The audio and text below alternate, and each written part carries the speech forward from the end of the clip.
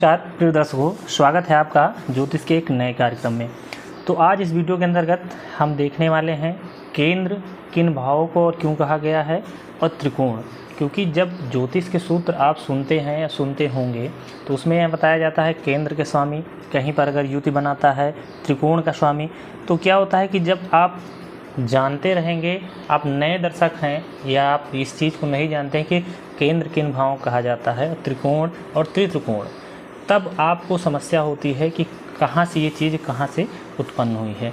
तो इस वीडियो के अंतर्गत आज यही हम बात करने वाले हैं। आपको पुराने वीडियोज़ अगर देख रहे हैं, जानकारी को पसंद आ रही है, चैनल अच्छा लग रहा हो तो आप सब्सक्राइब ज़रूर कर लें। तो चलिए मैं यहाँ पर पहले आपको दिखा देता हूँ जो जिन भावों की बात करने वाले, वहाँ इसमें कुछ लिखा हुआ नहीं है तो मैं पहले यहाँ पर लिख देता हूँ। ये हो गया प्रथम लग्न, चतुर्थ भाव, पंचम भाव, सप्तम भाव, नवम भाव और आपका दसम भाव। यहाँ पर ये आपका हो गया केंद्र, चतुर्थ भाव हो गया केंद्र, सप्तम भाव हो गया केंद्र और आपका दसम भाव हो गया केंद्र। उसके बाद पंचम भाव को त्रिकोण और नवम भाव को त्रित्रिकोण कहा जाता है। तो यहाँ तक आपने समझ लिया कि प्रथम जैसे कहा गया कि लग्नेश, दो लग्नों का स्वामी कहीं पर भी बैठ जाए तो अच्छा श्रेष्ठ फल देता है, या एक तरह समझिए कि एक राजयोग होता है। या लग्न का स्वामी और त्रिकोण का स्वामी एक साथ बैठ जाए, या आपका दोनों त्रिकोण के स्वामी एक साथ बैठ जाएं, तो अच्छा प्रभाव देते हैं। और ये क्यों कहा जाता है? क्योंकि लग्न को आपका जो केंद्र है, केंद्र के भावों को आप देखें तो यहाँ पर जो केंद्र के भाव होते हैं, केंद्र के ये जो भाव हैं, इन भावों को आपके केंद्र भाव को विष्णु की संज्ञा दी गई है। इसकी संज्ञा दी गई है तो विष्णु की संख्या दी गई है। और त्रिकोण के भाव को जो है लक्ष्मी की संज्ञा दी गई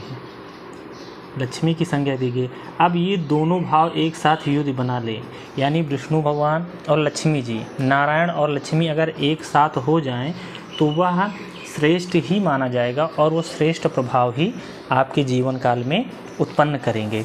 इसलिए केंद्र और त्रित्रिकोण का बहुत ही महत्व होता है।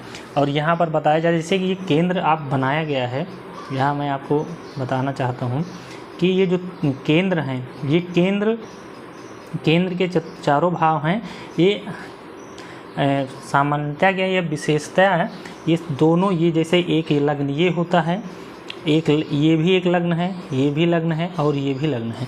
धीरे धीरे जो सब चीज़ समझेंगे। और त्रिकोण ये हैं, जो त्रिकोण है द्वितीय भाव, और ये भी आपका ये तृतीय भाव, ये भी द्वितीय भाव। तो ये सारे जो है त्रिकोण हैं। कोई पंचम है, जैसे इसे लग्न मानेंगे तो ये सप्तम हो गया, अष्टम और नवम हो गया। तो सभी भाव एक दूसरे के जो है पूरक हैं। और लग्न, यहाँ पर ये भी लग्न है, जैसे चारों भाव जो है लग्न है। अगर ये लग्न मानेंगे तो ये धन भाव हो जाएगा, यहाँ पर लग्न मानेंगे तो ये धन भाव हो जाएगा। जैसे यहाँ लग्न मानते हैं तो ये धन भाव हो गया, इसे लग्न मानेंगे तो ये धन भाव हो गया। इसीलिए अष्टम से जो है गुप्त चीज़ों का या गुप्त जो छिपे हुए धनों का विचार किया जाता है। तो ये आने वाली वीडियोस में क्लियर हो जाएगा, लेकिन इस वीडियो में बस इतना ही था कि आप ये समझ जाएं कि केंद्र किसे कहते हैं, यानी केंद्र लग्न को कहते हैं। लग्न माने आप सब कुछ, सुख भाव कहते हैं चतुर्थ को, सप्तम को कहते हैं, उसके बाद आपका दसम को कहते हैं, त्रिकोण आपका नवम और त्रिकोण आपको पंचम को और त्रित्रिकोण आपको नवम को कहा जाता है। तो ये सारी चीज़ें आप आगे जैसे जैसे वीडियोज़ आते रहेंगे तो ये अगर इस समझे रहेंगे तो इसे अच्छी तरह से समझ जाएंगे कि सुखेश, अब कहा गया सुखेश और लाभेश, सुखेश और नवमेश, यानी सुखेश और नवमेश, सुखेश और ज्ञानेश, इन दोनों मतलब बोलने के कई तरीके हैं। इससे बहुत सी बातों का विचार किया जाता है।